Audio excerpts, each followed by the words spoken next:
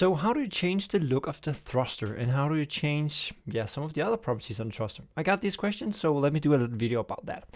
So we have our little firework here. The model and how it works is not so important. You can see here in the top it's a rocket behavior, and it have a thruster, and that's this one. It's the prefab from the mod tools. So this version you have in here in your prefab, in your firework, is based on the prefab, the mod tools, and that means the prefab that is in the game. But that doesn't mean you cannot change it. You can also do kind of your own from scratch if you want to set that up, but in most cases you don't. You just want to change this one to fit. So right here we can see that we first of all need to move it down a little. I don't know where these issues are coming from. So we need to move it down a little to be a little better fitting. Yep. And then we also let's say we want to change the color. I don't gonna go into details about how the particle system works. In details. Funny enough. But you can see there's an effect and there's some smoke. And if you want to see the specific one you have selected, here's a little trick. You can say show only selected. So this one will now only show this particle, and if you click here, you only see the smoke. It's very hard to see, but it's actually there. I don't know if you can. Yeah, you can see it's right there. And the other ones are disabled, so they're not in effect. Well, the light is, but forget about that. Another thing you can do is also here you can see how many particles from this particle system and down are using. So you can see the entire, because this is the root node, there's like around 50 particles. Smoke wise there is, so what I just said was not true. I was pretty sure it it actually calculated them together, but maybe that's only if it's sub-emitters. Anyway, so this one is around 50 particles and the smoke is around 200 something, which may be a little much. But anyway, you want to keep that particle count down to as little as you can get away with, and it's still looking good, because the more particles you have, the better it will, the worse it will perform. Anyway, let's change the color. So we have this, we can go in here. In this case, it's a gradient, so we can change it. So it's kind of you can see also that it kind of, I don't know exactly how this works, but based on the look of it here, it seems like it's moving over time over here. So it's kind of dark yellow, then it becomes white, and then it becomes pink, and then it goes back, blah, blah, blah, blah. So let's try and change it to green just for the fun of it. So the first one is green, so it will go from green to purple. So let's make it go from green to red maybe. And then let's have in the middle here, let's have some blue, just to have some little more crazy colors. And we can delete this one and just have this. So now it should go from green to blue to red. So you can see it changes its color. So let's say we want, we have simulation space. So that means the particles, will they be behaving according to the world, or in relation to the owner of the particle system? If we take this now and do like this, you can see, the particles kind of moves behind it. Kind of they stay where they were originally spawned, and then just goes down. If we change this to local, you will see that it actually stays in relationship to where it was originally spawned. So it only moves in local space, you can say. So this way it just stays straight out like this, and it will be the same in the game. If I exported this and started it, we can do that. So let's stay in local space and we change the colors. Let's export that mod thingy here.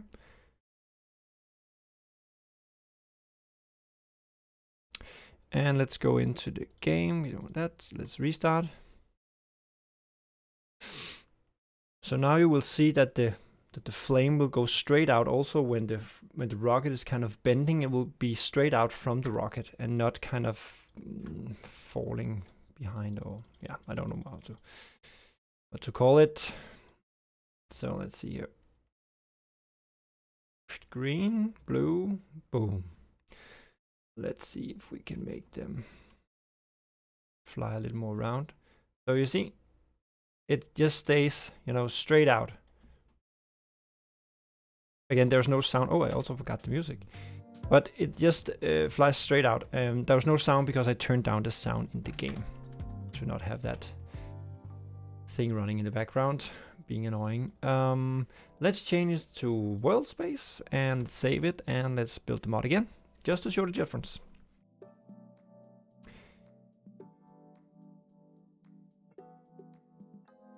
Let's go in here, restart. By the way, if you don't want this output folder to show up on each export, you can go to the mod tools, export settings, and go to the build and show output directory. You can just unclick that one. Then it won't pop up with that window every time it's done building. It can be a little annoying.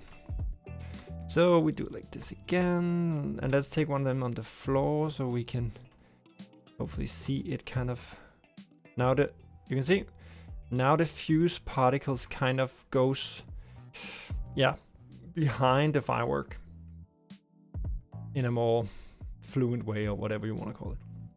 So it's different effect for different ways to get various effects. Let's just do one last thing here before we end this video. Let's say we want size over lifetime. So the size of the particles goes from being from their original size and then going down to like 0.35 of their size. If we go the other way around, particles will start by being not present because they're kind of size 000, and then over time they get bigger. So now you can see they kind of start small and gets bigger. If you can also do the other way around, it will start big and go small.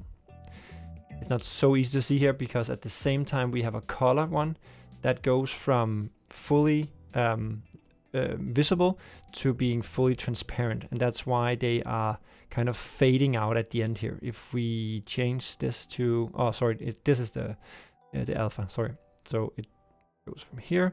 So if we do like this, you will see they don't fade out at the bottom.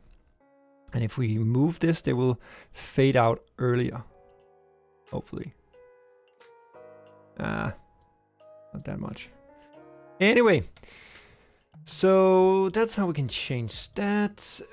We can also, the lifetime, so how long should the particles live? Now they live between 0.3 and 0.4.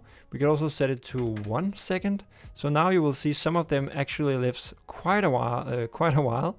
We can try and export that just to see that effect. I expect it to be kind of a longer trail of particles, but and now when I'm saying expect, when using the particle system, you tweak stuff and try things out. The more you do it, the more you learn what the different things do.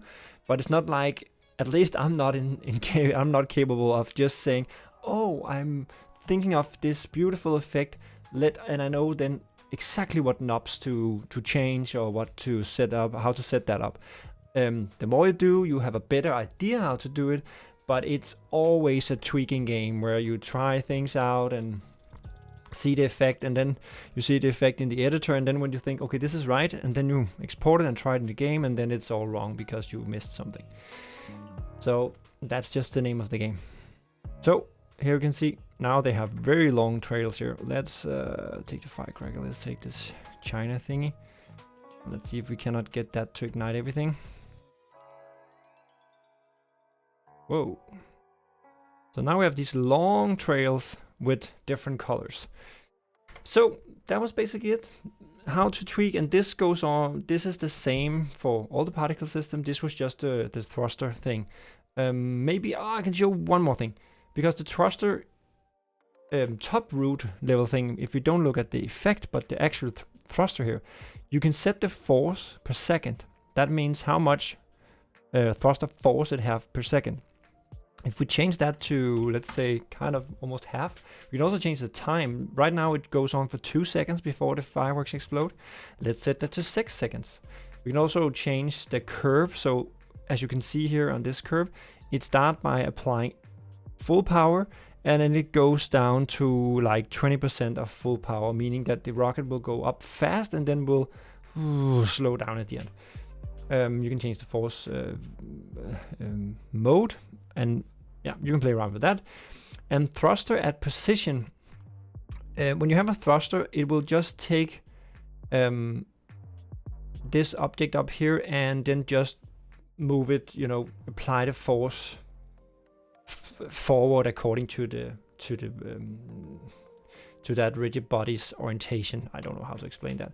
But thrust at position, then it will actually, let us see if it works, but if we move it a little to the side here, then the thruster should apply the forces at this specific point of the rocket, or the what is it called? The rigid body.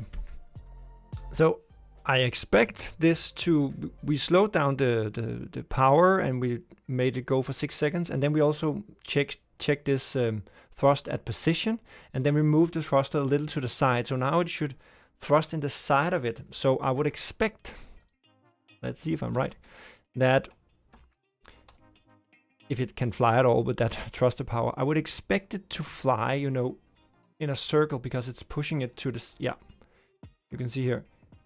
First of all, it can almost not fly because let's see, let's try this, because we changed the power too, so it almost have no power.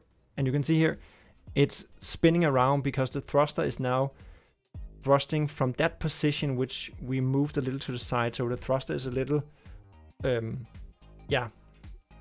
going on the side, and this will make a very, very unsafe and hard to control rocket.